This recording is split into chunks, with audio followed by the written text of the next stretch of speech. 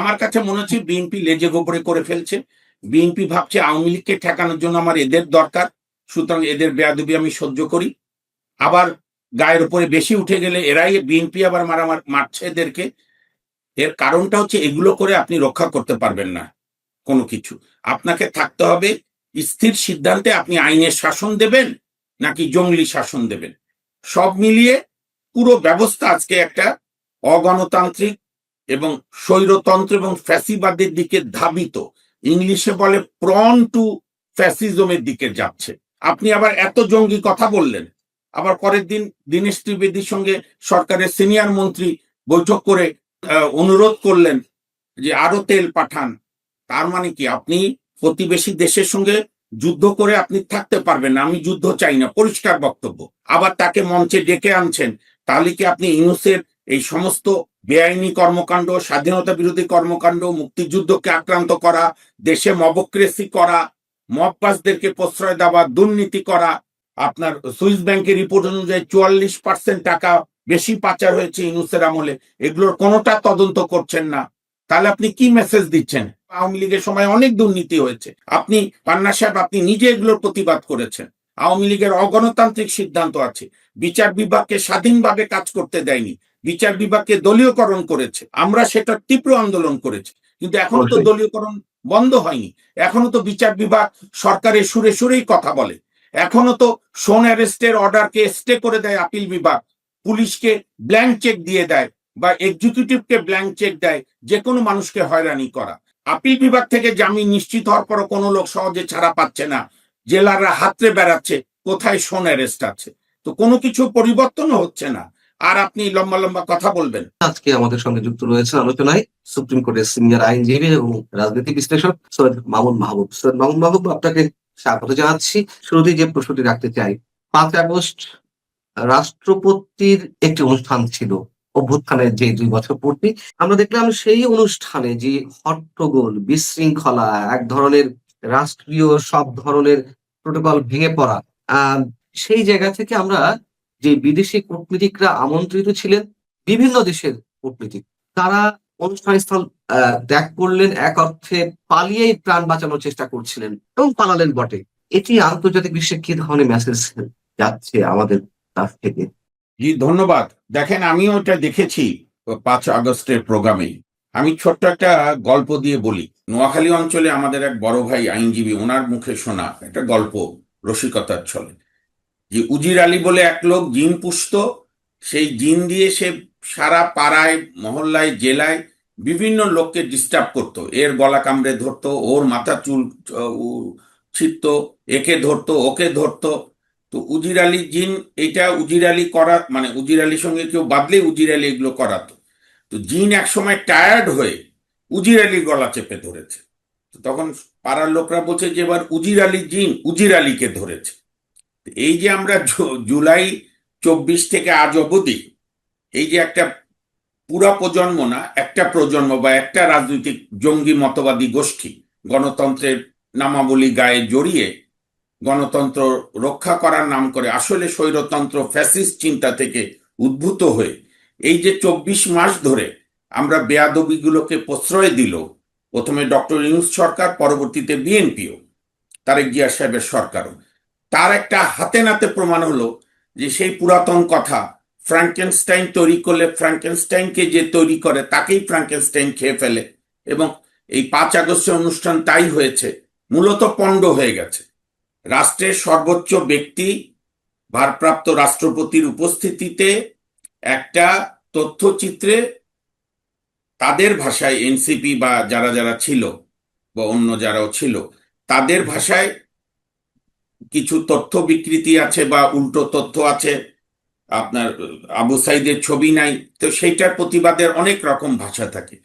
কিন্তু ফরেন ডিপ্লোম্যাটদের অনুষ্ঠানে, একটা রাষ্ট্রীয় অনুষ্ঠানে তারা যে স্টাইলে আন্দোলনটা দেখালো, আন্দোলনের নামে সন্ত্রাসী কার্যক্রম, এইটা যখন শেখ হাসিনার বিরুদ্ধে তারা করেছে, বা ধরেন 5 আগস্টের পরে আওয়ামী লীগ সহ মুক্তিযুদ্ধের চিন্তা চেতনা, ইভেন আওয়ামী লীগকে অপছন্দ করে কিন্তু প্রগতিশীল চিন্তা চেতনা, সাংস্কৃতিক গোষ্ঠী, পত্রিকা অফিস, সবগুলোতে যখন হামলা করেছে, তখন ডক্টর ইউনূস, আসিফ নজরুলরা বাহবা দিয়েছে, বিএনপি সরকারও ধরি মাছ নাছুই পানি করেছে।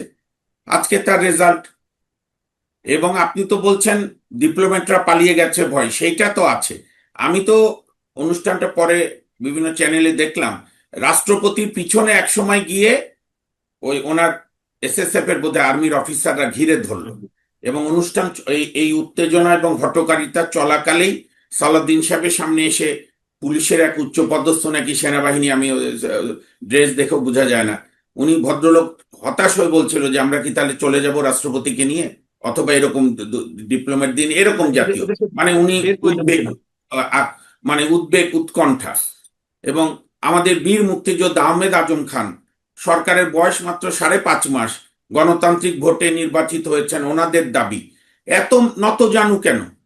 20 বার করে করজোরে অনুরোধ করছি, করজোরে অনুরোধ করছি। তার চেয়ে আমি বলবো মুক্তিযোদ্ধার পুত্র ইশরাক হোসেন আবেগে ঠিকই বলেছে যে আপনারা কি এখানে জাহির করতে এসছেন না কি করছেন? এই যে বেয়াদবিগুলোকে প্রশ্রয় দিলে, অসভ্যতাকে প্রশ্রয় দিলে, আনকালচার কালচারকে কালচার বললে, এবং অন্যের বাড়িতে আগুন দিলে যখন খুশি হন আপনি, তখন ওই আগুন আপনার বাড়িতে লাগে, এটাই তার প্রমাণ। এখন বিএনপিকে আমি পরিষ্কার কথা বলি, বিএনপিকে সিদ্ধান্ত নিতে হবে, গণতান্ত্রিকভাবে দেশ চালাবে, সবার প্রতি আইনের শাসন করবে, নাকি জুলাই আন্দোলনের অজুহাত দিয়ে ডক্টর ইউনূস যেরকম 18 মাস ধরে, বাংলাদেশে এমনি তো আমরা হাজারো অত্যাচারে আছি, রাজনৈতিক দলের অত্যাচার, পান্ডাদের অত্যাচার, গুন্ডাদের অত্যাচার, মৌলবাদীদের অত্যাচার, স্বাধীনতা বিরোধীদের অত্যাচার, তার সঙ্গে যুক্ত হয়েছে মবক্রেসি, আপনার বাসা বাড়িতে গিয়ে হামলা, ছাত্রলীগের ছেলেকে না পেলে তার মাকে মেরে ফেলা, তার বোনকে অপমান করা, একে ওকে ধরা, সাংস্কৃতিক অনুষ্ঠান বন্ধ করা, তারপরে আপনার পত্রিকা অফিস জ্বালিয়ে দেওয়া, যেটা একবারই পাকিস্তানিরা করেছিল 25শে মার্চের রাতে, দৈনিক ইত্তেফাক আর দৈনিক সংবাদে আগুন দিয়েছিল। ঠিক পাকিস্তানি বাহিনীর, বর্বর বাহিনীর মতোই তাদের অনুসারীরা প্রথম আলো, ডেইলি স্টারে আগুন দিয়েছে। আপনার প্রথম আলো পছন্দ না হলে পড়বেন না, আমি অনেক পেপার পড়ি না যেগুলো আমার ভালো লাগে না, কিন্তু তাই বলে তো কোনো অফিস পোড়ানোর অধিকার আপনার নাই। তো এই যে একটি অগণতান্ত্রিক কালচার এবং একটি ফ্যাসিবাদী চিন্তা, আমি এই সুযোগে আরেকটা কথা বলি, আজকাল একটা সবাই বলে কিছু হলে ফ্যাসিস্টের অনুসারী, ফ্যাসিস্ট। আপনি বলেন ফ্যাসিবাদের সংজ্ঞাটা একটু বোঝেন কিনা? ফ্যাসিবাদের কয়েকটা এস্টাবলিশ সংজ্ঞা আছে। এক হচ্ছে ভিন্ন মতকে দমন করা, বর্তমানে তাই করছে একটা। নাম্বার 2, আজ্ঞাবহ বিচার ব্যবস্থা, দালাল মিডিয়া, কৃত্রিম শত্রু সৃষ্টি করা, একটা জাতিগোষ্ঠী বা একটা রাজনৈতিক মতবাদকে টার্গেট করে তাকে হত্যা করা, সামাজিকভাবে নাজেহাল করা, আর লার্জার দ্যান লাইফ, অর্থাৎ একটা ব্যক্তি সব, অথবা একটা আদর্শই সব। যে একটা কোটা আন্দোলন থেকে শেষ মুহূর্তে সরকার বিরোধী আন্দোলন, তার সঙ্গে 15 বছরে বিএনপি সহ অন্যান্য দলগুলো যে সরকার বিরোধী আন্দোলন করছিল, সেই শক্তির মিলনে, হ্যাঁ, আওয়ামী লীগ সরকারের অসংখ্য অগণতান্ত্রিক সিদ্ধান্ত ছিল, অগণতান্ত্রিক পদক্ষেপ ছিল, কিন্তু আপনি তারপরে আপনি আপনি কতটা গণতান্ত্রিক আচরণ করছেন তার কোনোটা প্রমাণ আছে? বিশেষ করে এই যে জুলাই আন্দোলনের দোহাই দিয়ে, এখন তো জুলাই যোদ্ধা বললে সব মাপ, আর জুলাই যোদ্ধা বা কি টার্ম, সব মিলিয়ে পুরো ব্যবস্থা আজকে একটা অগণতান্ত্রিক এবং স্বৈরতন্ত্র এবং ফ্যাসিবাদের দিকে ধাবিত, ইংলিশে বলে প্রন টু ফ্যাসিজমের দিকে যাচ্ছে। এটা আমাদের খুব উদ্বেগের বিষয়। এবং রাষ্ট্রপতির অনুষ্ঠানে যে অসভ্যতা হয়েছে, বিএনপিকে এখন রাজনৈতিক সিদ্ধান্ত নিতে হবে যে এই বেয়াদবকে আর কতটা প্রশ্রয় তারা দেবে। এখন কি তারা তাদের প্রয়োজনে প্রশ্রয়টা দিচ্ছে? যেমন ইউনূস দিয়েছিল, আমরা দেখলাম যে বঙ্গভবনে যখন সাবেক রাষ্ট্রপতি শাহাবুদ্দিন সাহেব ছিলেন, তখনও বঙ্গভবন আক্রমণের মুহুর্মুহু প্রচেষ্টা, বঙ্গভবনের আশপাশে ককটেল বিস্ফোরণ, অনেক কিছু তো আমরা দেখেছি। মানে সেনাবাহিনীর সঙ্গে সংঘাত, সেনা সদস্যদের আহত হওয়া, এবং ভারপ্রাপ্ত রাষ্ট্রপতি হাফিজুদ্দিন সাহেব তিনি এই মন্তব্য করতে বাধ্য হলেন যে আমি ইংরেজিতে বক্তব্য দিতে চেয়েছিলাম কূটনীতির যে উদ্দেশ্যে, যাতে আমাদের মেসেজ সারা বিশ্বে পৌঁছে যায়, সেটিও আমি দিতে পারলাম না। আহ আপনি বলছেন যে ফ্যাসিজমের দিকে যাচ্ছে, অবশ্যই মানে ফ্যাসিজমের যে, শুনেন, বুলগেরিয়ার বিখ্যাত বুদ্ধিজীবী দিমিত্রভ ফ্যাসিবাদের যে সংজ্ঞা দিয়েছে, যারা সারা বিশ্বে স্বীকৃত, এবং মার্কিন যুক্তরাষ্ট্রে ফ্যাসিজম বিরোধী জাদুঘরে ফ্যাসিবাদের সার্বজনীন ইন্টারন্যাশনালি রেকগনাইজড অ্যাক্লেইমড যে 7টা বৈশিষ্ট্য আছে, আমি যেগুলো বললাম আপনাকে, তো সবগুলি তো বাংলাদেশে বিদ্যমান দেখছি। তো এগুলো, এই যে অসভ্যতা, অ্যানার্কিজম, এটাকে যখন আপনি রাষ্ট্রীয় মদত দেন, তখন তো এটা রাষ্ট্রের কালচার দাঁড়ায়। আর বিদেশিরা যেটা ভাববে যে এরা, অনুষ্ঠান হচ্ছিল সাবেক বঙ্গবন্ধু আন্তর্জাতিক সম্মেলন কেন্দ্র, এখন তো আমাদের সরকারগুলোর প্যাটার্ন আসলে সব নাম বদল করে, যাক এখন যে নাম হয়েছে ইন্টারন্যাশনাল কনভেনশন সেন্টার। তো সেইখানকার ভিতরে কিন্তু রাষ্ট্রপতি যেহেতু, কাজে এটা সর্বোচ্চ অনুষ্ঠান, সেই অনুষ্ঠানেরই বিদেশিরা বুঝলো কোনো সিকিউরিটি নাই। তো এখানে আপনার ওই আপনার কথায়, মুখের কথায় বিদেশিরা এসে বিনিয়োগ করবে, বিনিয়োগ এত সহজ না। ওরা খবর টবর নিয়ে আসবে। যেখানে রাষ্ট্রপতির সিকিউরিটির জন্য মঞ্চে রাষ্ট্রপতির সামরিক অফিসারদের উঠে যেতে হয়। আমি তো এই যে ভারপ্রাপ্ত রাষ্ট্রপতি বা স্পিকার সাহেব, আমি তো ওনার আচরণও আমি লজ্জিত একজন মুক্তিযোদ্ধার সন্তান হিসেবে। এত বড় বেয়াদবির পর ওনার উচিত ছিল অনুষ্ঠান বন্ধ করে তৎক্ষণাৎ সিদ্ধান্ত দেওয়া যে এটা তদন্ত করো, কারা দায়ী, এই ঘটনা ঘটলো কেন, প্রয়োজনে এই অনুষ্ঠান আবার হবে। এটা তো আপনি সন্ত্রাসীদের সঙ্গে আপোষ করলেন, আপনি মব স্টার, মববাজদের সঙ্গে আপোষ করলেন। এই আপোষের রেজাল্ট বিএনপির জন্য ভালো হবে না ভাই। এখন শুনতে অপ্রিয় লাগলেও এই এই এই কিন্তু আপোষ, এই মবদের সঙ্গে আপোষ যেটা বিএনপি করছে, এই আপোষ, এই মব একদিন তাদেরকেও কামড় দেবে, অলরেডি দিচ্ছে। আমরা জুলাই অনুষ্ঠানকে কেন্দ্র করে বা 5 আগস্টের অনুষ্ঠানকে কেন্দ্র করে আরেকটি ঘটনা দেখলাম। সেটি প্রধানমন্ত্রীর অনুষ্ঠান, জুলাই জাদুঘর উদ্বোধন অনুষ্ঠানে ডক্টর ইউনূস দর্শক সারিতে বসেছিলেন।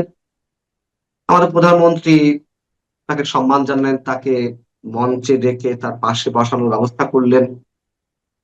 ওকে, ভালো, ঠিক আছে, তিনি গুরুজনদের সম্মান দিচ্ছেন। কিন্তু যে ডক্টর ইউনূসের বিরুদ্ধে শত শত শিশু হত্যার অভিযোগ, যে ডক্টর ইউনূস এবং তার উপদেষ্টা পরিষদের বিরুদ্ধে দুর্নীতির অসংখ্য অভিযোগ, আমাদের মুক্তিযুদ্ধের ইতিহাসের খোল নলচে পাল্টে দেওয়ার অভিযোগ, মবক্রেসি সৃষ্টির অভিযোগ, জঙ্গিবাদে উস্কানি দেওয়ার অভিযোগ, একের পর এক মামলা করতে যাওয়া হয়, সেই মামলা গ্রহণ করা হয় না। আপনি নিজেও মামলা করেছেন, সেই মামলা খারিজ হয়ে যায়।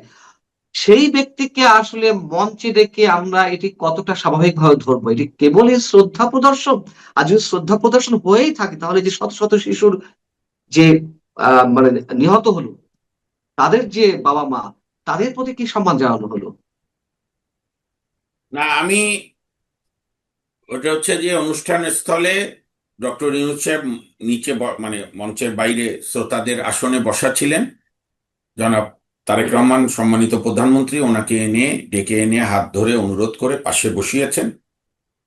আমি এই রাজনৈতিক শিষ্টাচারকে সম্মান জানাই, তারেক জিয়ার এই ভূমিকাকে আমি স্বাগত জানাই। কিন্তু এই ভূমিকার আরো একটু ভূমিকা রয়ে গেছে, আরো একটু কাজ রয়ে গেছে। সেই কাজটা যদি এখনো তারেক জিয়া সাহেব করে, তার সরকার করে, তাহলে আমরা বুঝবো যে শিষ্টাচারও ভালো, আবার আইনের শাসনও হচ্ছে। আপনি ইউনূসের বিরুদ্ধে অন্য মহসিন সাহেব যখন মামলা করতে গেল, অ্যাটর্নি জেনারেল ঝাঁপিয়ে পড়লো যে না, এগুলো কোনো তদন্ত করতে দেওয়া যাবে না, অন্য মামলায় বলছি, আবার তাকে মঞ্চে ডেকে আনছেন। তাহলে কি আপনি ইউনূসের এই সমস্ত বেআইনি কর্মকাণ্ড, স্বাধীনতা বিরোধী কর্মকাণ্ড, মুক্তিযুদ্ধকে আক্রান্ত করা, দেশে মবক্রেসি করা, মববাজদেরকে প্রশ্রয় দেওয়া, দুর্নীতি করা, আপনার সুইস ব্যাংকের রিপোর্ট অনুযায়ী 44% টাকা বেশি পাচার হয়েছে ইউনূসের আমলে, এগুলোর কোনোটা তদন্ত করছেন না? তাহলে আপনি কি মেসেজ দিচ্ছেন? যে তাহলে কি এই সরকার ইউনূসেরই এক্সটেনশন? তাহলে কি জুন 25 সালে যে তারেক জিয়া এবং ইউনূসের মধ্যে বৈঠক হয়েছিল বর্তমান প্রধানমন্ত্রী সাহেবের সঙ্গে, তা সেটা কি এই বৈঠকেরই রেজাল্ট? তাহলে মানুষও বুঝবে, মানুষও তার মতো করে সিদ্ধান্ত নেবে। আহ, শেখ হাসিনার বক্তব্যকে কেন্দ্র করে অনেক কিছুই ঘুরে গেল আমরা দেখলাম, এবং আহ আগে থেকেই সরকারের পক্ষ থেকে নিষেধাজ্ঞা জারি করা হলো। এক ধরনের তথ্য উপদেষ্টা বললেন যে যে কেউ সংবাদ প্রচার করলে আহ তার বিরুদ্ধে ব্যবস্থা নেওয়া হবে। আবার আইসিটি থেকে বলা হলো যে বিদ্বেষমূলক বক্তব্য প্রচার করা যাবে না, শুধু এই অংশটুকু, অন্য কথা প্রচার করা যাবে। যাই হোক, এক ধরনের কন্ট্রাডিকশন। আহ পরবর্তীতে আমরা দেখলাম যে শেখ হাসিনা যখন বক্তব্য দিলেনই, সংবাদ সম্মেলনে উপস্থিত হলেনই, তারপরে পররাষ্ট্র মন্ত্রণালয়ের একটি বিজ্ঞপ্তি, বিজ্ঞপ্তি ঠিক নয়, করা প্রতিবাদ, প্রতিক্রিয়া, এবং সেখানে যেসব শব্দ ইউজ করা হয়েছে, যে টার্ম গুলো ইউজ করা হয়েছে, সেটা নিয়ে তুমুল সমালোচনা চলছে গত 2-3 দিন ধরে। আবার পরবর্তীতে ভারত থেকে ডিজেল আমদানির সিদ্ধান্ত, বেশি বেশি পাইপলাইনে বেশি বেশি ডিজেল আমদানির সিদ্ধান্ত নেওয়া হয়েছে, বিদ্যুৎ মন্ত্রী জানিয়েছে। মানে আমি একটু জানতে চাচ্ছি যে আসলে ভারতের সাথে সম্পর্কের অবনতি আহ এই পর্যায়ে রয়েছে বা উন্নতি হচ্ছে না, সরকার কি শেখ হাসিনা ইস্যুটাকে শুধুমাত্র ক্যাশ করতে চাইছে, নাকি তারা আসলেই আহ আহ, তাদের যে পররাষ্ট্রনীতি, সবার সাথে সম্পর্ক, ভালো সম্পর্ক রাখতে চায়? মানে আমরা আসলে বুঝতে পারছি না, আপনার ব্যাখ্যাটা কি? 24-এর আন্দোলনে নানা বিতর্কিত ভূমিকা, বেআইনি ভূমিকা বলবো, দাম্ভিক ভূমিকা সরকারের থাকতে পারে, কিন্তু ওটাই তো শুধু ইতিহাস না আওয়ামী লীগের।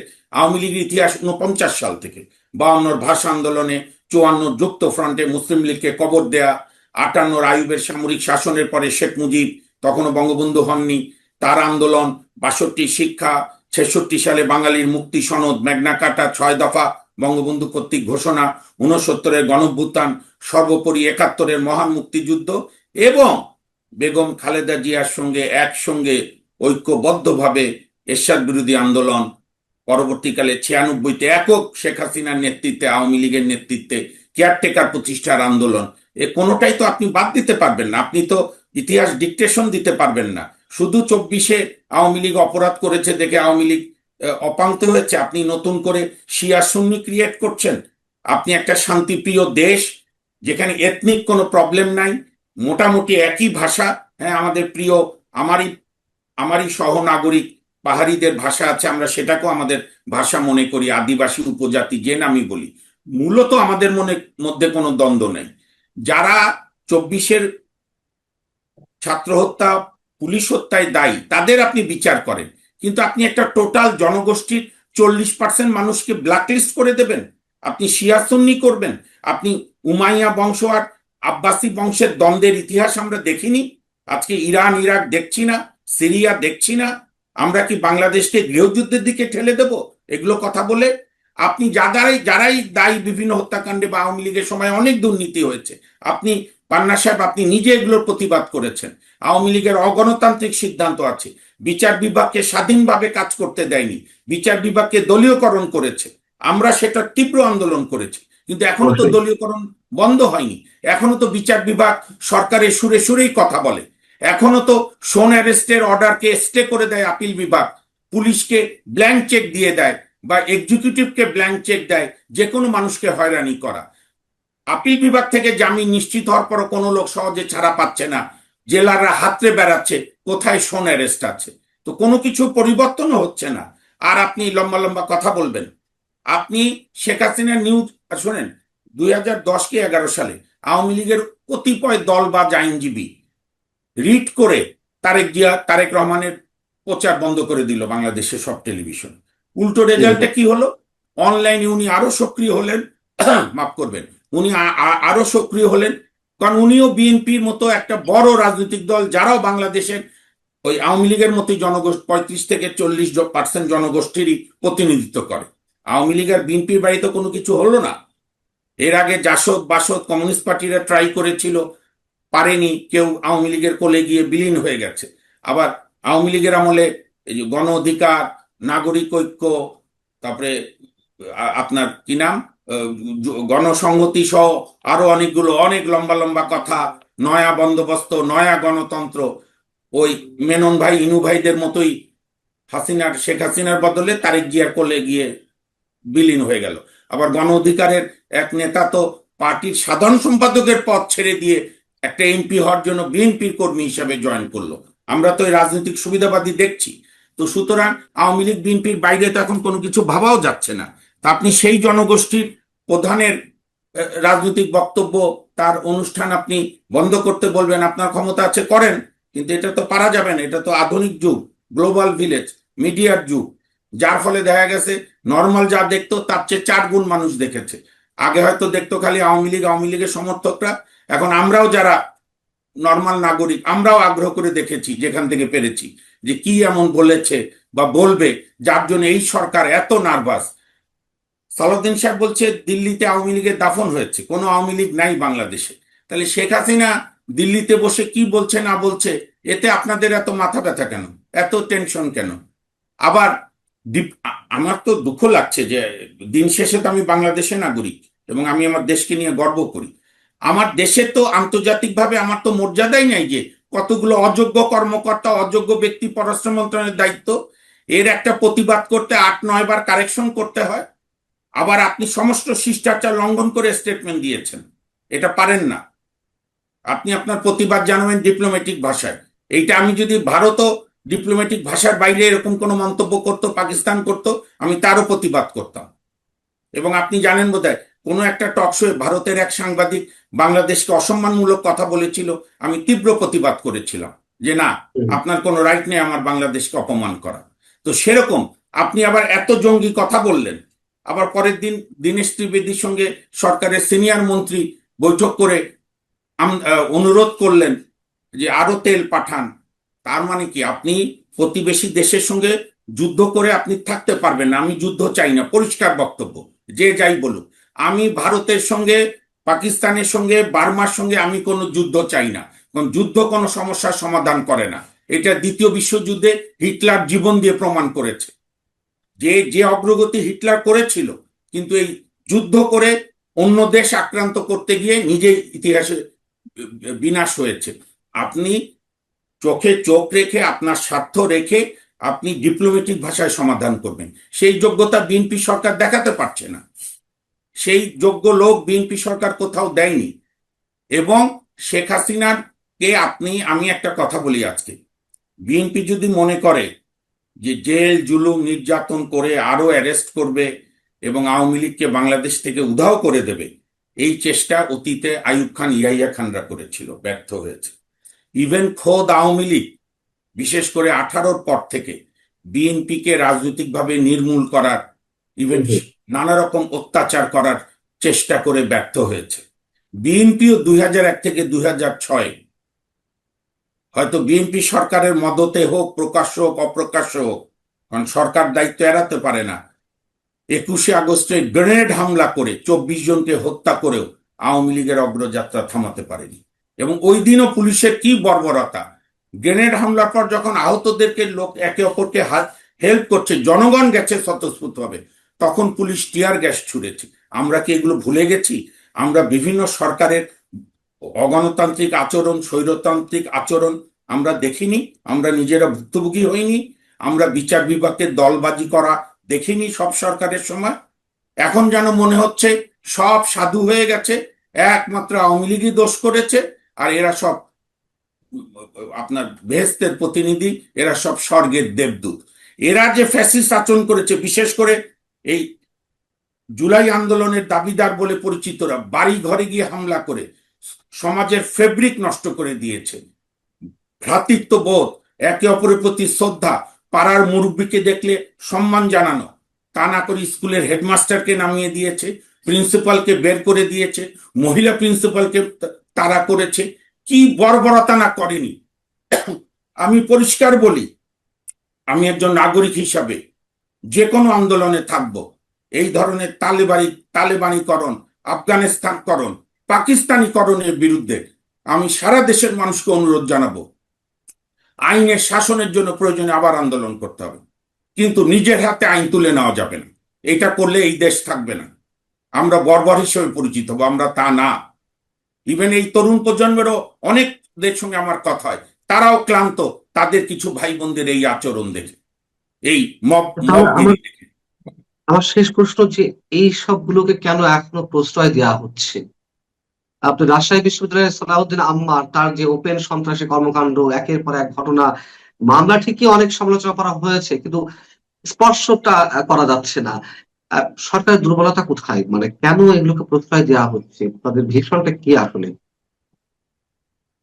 এটা তো বিএনপি ভালো বলতে পারবে বা সরকারের কেউ। তবে আমি যেটা মনে করি, রাজশাহী বিশ্ববিদ্যালয়ে শুধু সালাউদ্দিন আম্মার না কি নাম রাখসুর জিএস, আমার লজ্জাও লাগে। আমি ওই বিশ্ববিদ্যালয়ের গর্বিত ছাত্র, রাজশাহী বিশ্ববিদ্যালয়। আমাদের রাজশাহী বিশ্ববিদ্যালয়ের একজন শিক্ষক ডক্টর শামসুজ্জোহা, ইতিহাসের এক হুম, সূর্য সন্তান, যিনি ছাত্রদের জন্য নিজের জীবন দিয়েছিল। সেই রাজশাহী বিশ্ববিদ্যালয়ে শুধু আম্মারের মাস্তানি না, আমার লজ্জা লাগলো, পরে অবশ্য ছাত্রদল উদ্যোগ নিয়েছে, আমি তাদেরকে ধন্যবাদ জানাই। চিহ্নিত যুদ্ধাপরাধী, দণ্ডপ্রাপ্ত, ফাঁসির দণ্ডপ্রাপ্ত যুদ্ধাপরাধী নিজামী, মুজাহিদ, মীর কাসেম, সালাউদ্দিন কাদের, কাদের মোল্লা সহ সবার ছবি তুলেছে। এরা নাকি জুডিশিয়াল কিলিং হয়েছে। আমি এখন জাগ্রত, আমি এখন জানতে চাই সুপ্রিম কোর্টের বিবেকবান আইনজীবী যারা অতীতে যে কোনো কথাই হলে কন্টেম করত, বা আমাদের শ্রদ্ধেয় আপিল বিভাগকে অনুরোধ করি, এই যে আপনাদের বিচারকে জুডিশিয়াল কিলিং বলছে, মানুষ তো দু একটা কথা বললে আপনারা কন্টেম করেন, সবাইকে করেন, আমাকেও করেছেন, কিন্তু আপনাদের বিচারকে যে জুডিশিয়াল কিলিং বলছে, একবার না, ঢাকা বিশ্ববিদ্যালয় বলেছে, শিবির, আপনারা এই ব্যাপারে নীরব কেন? এগুলো বিএনপি, আমার কাছে মনে হচ্ছে বিএনপি লেজে গোবরে করে ফেলছে। বিএনপি ভাবছে আওয়ামী লীগকে ঠেকানোর জন্য আমার এদের দরকার, সুতরাং এদের বেয়াদবি আমি সহ্য করি। আবার গায়ের উপরে বেশি উঠে গেলে এরাই, বিএনপি আবার মারছে এদেরকে। এর কারণটা হচ্ছে এগুলো করে আপনি রক্ষা করতে পারবেন না কোনো কিছু। আপনাকে থাকতে হবে স্থির সিদ্ধান্তে, আপনি আইনের শাসন দেবেন নাকি জঙ্গলি শাসন দেবেন, নাকি দলবাজের শাসন দেবেন, এই সিদ্ধান্ত বিএনপি নিক।